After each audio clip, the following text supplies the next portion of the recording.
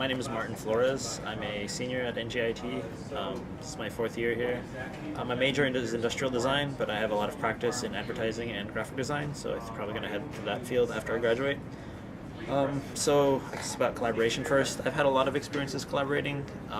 During the summer, I actually worked on a collaboration project with a couple of other friends, and so what we would do is we'd work on the same piece of paper and then take turns drawing, and then we'd switch places and we'd draw over each other's drawings, and it just became this sort of morphing, creation that we didn't know where it was going to go. So for our group, we actually had to research the Cooper Union, which is one of my favorite, schools or institutions. I like that they're very. I guess it sort of inspired me to be more, meta about my work, self-referential and also experimental, trying new materials or new processes, or applying old ways of thinking or new ways of thinking to new technologies. And when you think about creative approaches in education, I feel like it shouldn't be kind of loose, I guess, because there's always this problem with teachers trying to control too much, I think, where they try to force collaboration to happen unnaturally. So I think there's a huge potential for it to happen naturally, but you have to sort of supply the right environment for it. Teacher more as a facilitator. Yeah. Sometimes they try to push too much to oh, this is how I want to see things happen, instead of actually responding to the moment. But I think because you said in the art factory probably you're gonna have lots of shops and stuff. So actually in my major, industrial design, that's basically a product designer, and we have to do we have to basically collaborate with manufacturers all the time, because we don't know how to blow glass, or we don't know how to weld perfectly. So we have to contact them and then work with them and kind of settle on a middle product that's they know how to glass blow and we know how to design, so we just kind of end up sort of meeting in the middle and that's a collaboration. Right, exactly. So my whole actually all of our majors probably are all about that. So digital design, it's really hard to work alone, I guess, when you're making movies. And interior design, you always have to take other people's furniture, and you can't build every piece of furniture. It would take you forever. So yeah, I mean, we live in that kind of world now where we have the internet or whatever, so you can't do anything alone anymore. Okay, thank you. My name's Elvin Padilla. I'm a fourth-year digital designer at NJIT.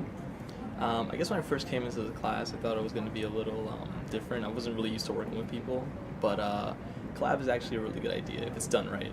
I feel like you have to just let it kind of happen, because it's more of an organic experience if you just kind of let people work together with their art. If you're forcing them to meet one specific goal, it doesn't really feel like collab. It just feels like a bunch of people working together because they have to. Especially with my people, because I've met them freshman year in our traditional studio, and I've stuck with them for the duration of the years at NJIT, and it's been great. I call on them when I need help with projects, or if I need a little advice in class, or because we as digital designers, we're not really focused on one aspect of design. We're just kind of broad. We're the modelers, the video animators, the sound producers. So we do need people to help us. We can't do it all. So if I need anything from industrial, I'll call my friends there. Anything interior, I'll call them. I do like how NJIT kind of introduced you to everything, which is it's a great thing. When I first came here, I wasn't entirely sure on what I wanted to do with art, but having a little taste of everything, it kind of helped a lot. We had to do Cooper Union, and it just felt like that school was so focused on letting you express yourself, and I think that's the core of any design program. It's just you can produce something for a professor and you can get a good grade, but you might not feel like it was something that you wanted to do. If you're allowed to just kind of progress and create something that feels right to you, for your standards, for your design eye, I think that's the best thing you can get out of a design school. It's just you giving your own personal flair to your art instead of aspiring for something that you've seen before. So schools that will help you discover yourself. Exactly, yeah. Developing your own style rather than looking at someone else and saying, oh, I want to do that. Yes. So that's great. And a little bit more about the art factory. Did you go there? Yeah, actually it was an awesome experience. Just seeing, it was basically like a blank canvas at that point, because there were installations and there were people working, but just seeing a whole open factory of just potential, and just seeing this is what can be example done. of adaptive reuse, and you guys are right in the middle of this, and it's happening, adaptive reuse. We talk about this, we see it, but now you guys being part of it. Right. So I think that's really exciting. It's just really cool to see like that whole Renaissance kind of thing coming to Patterson. Just seeing that there is this one set place for art now, and it's an awesome experience. Yes, in different rooms divided to wood shop and metal shop. And Yeah. what part of the factory are you working on? Well, we originally worked on the what was supposed to be the loft space, which I thought was really cool. It had all the old textile machinery in there, the really big wheels, and the space was really wide open. There was a great view of Patterson. But right now we're focusing on the beer garden, and we're just kind of starting to see how we can progress with that and see what we can do to blend in some of the elements of the surrounding city with it. Okay, great. So the best of luck to you, and thank you so much. No problem. Thanks. My name is Nora. I'm an interior design fourth year student. I actually transferred to here. I used to go to Parsons, where a lot of their ideas were similar with collaborative. Foundation year, we were all integrated with the same different majors. NJIT does the same thing. And now that we're back in fourth year after almost 2 or 3 years of just our majors, it's an experience. It makes sense because when you get so used to your major, you don't think about other ways to approach other designs. Like last year, I entered a competition in industrial design where I applied my teachings in interior design to an actual product. Collaborative studio, especially with this project, you just start circulating different ideas or different ways to look at design. You know, I may not look at lighting design or the lighting fixtures, but an industrial designer does. Maybe a digital designer looks at how to look at the space in a different way than I do.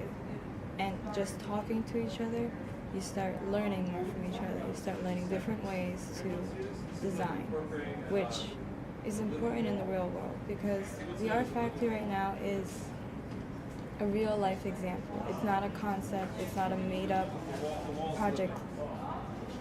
They're actually trying to change it into a usable design. And I see the same thing where I work.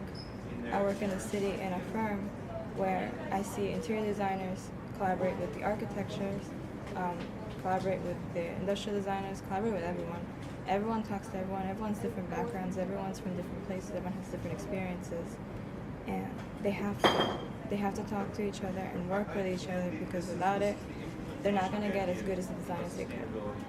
So like in the Bauhaus, I don't know if that was the subject of your research, the architect can design a building with fixtures and lighting and everything what it takes to build a building. Mm-hmm. So it's well-rounded. We're creating this well-rounded person. That's what you're talking about, right? Pretty much. Yeah. It has definitely made me world-rounded. Like, there isn't just one way to design. And when you're an interior designer, when you're an architect, you have that one-way thought. The architects, they focus on the exterior. Interior designers focus on the interior. But it's more than that. It's how to make it all mesh together. And you're not going to know how to do that unless you start interacting with different people from different majors to start keeping it in your mind. Whether you know it or not, you start keeping it subconsciously, like how will this work with what the architect is trying to do? How will this work with even construction designers? Like the engineers, we learn it in school.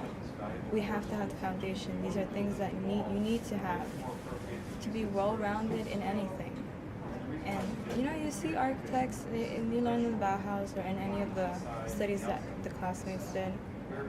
They're painters, they do sculptures. We have product designers, making plans for buildings. You see even mathematicians like Zaha Hadid end up becoming an architect. It's just so many ways to approach a design, and it wouldn't be as unique, as creative if you didn't interact with so many other different people who are different from you and teach you, different approaches. Okay, so your project at the Art Factory is designated, dedicated to what part of the Art Factory? Housing or beer garden or which section? We chose the museum and the gift shop. Originally, we did a study on the bar. It was a good study and I enjoyed it, but we felt like we wanted to try something new and something fresh. So we chose the museum and the gift shop. We felt like it's a little out of our comfort zone. One of my partners, Amanda, it's very different from what she usually designs. I've never designed a museum. And my other partner, Yes, start with the basics. What is a beer garden? Basically, a beer garden, there's something that started mostly in Germany, and they're supposed to be big, like, gathering places that a lot of them have outdoor spaces. German food, like schnitzel, pretzels, all that great stuff.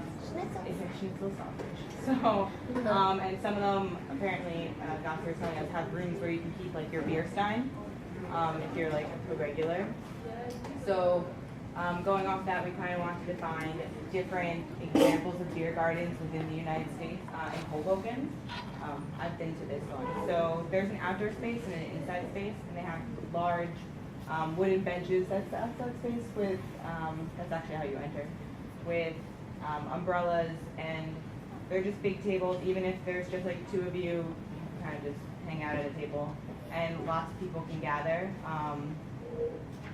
It's very rustic feeling. Inside, it feels like you're not in Hoboken anymore, because they have these like gas lanterns outside, and then the inside's all old wood bricks. You see the large, it's in an old factory, so it's partially why it looks like that. And that's the whole big bar back. It looks like you're both inside and outside. The way that they kind of mix the materials. It also is more of a modern feel compared to the one that we just looked at. There's more steel, but it's more upscale in a way, like they've kind of brought it up a level rather